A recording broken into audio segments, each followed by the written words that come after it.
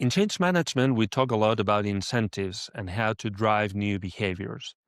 But lately, I'm convinced we are asking the wrong question. A few months ago, I listened to Richard Taylor, the Nobel laureate in behavioral economics, talking about the sludge. Sludge is all the small, invisible friction that makes good behavior harder than it needs to be. And that idea stayed with me. Because when I look at most change initiatives, the problem is rarely a lack of incentives or motivation. People already want to do the right thing. They want to collaborate and they want to make better decisions. What stops them is friction. But we respond by adding incentives like bonuses, recognition, KPIs, nudges.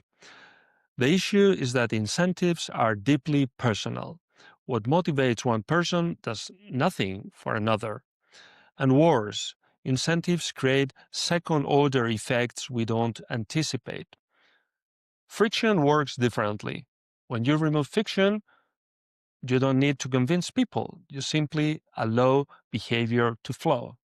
Like water, by removing friction, we channel action toward the path of least resistance.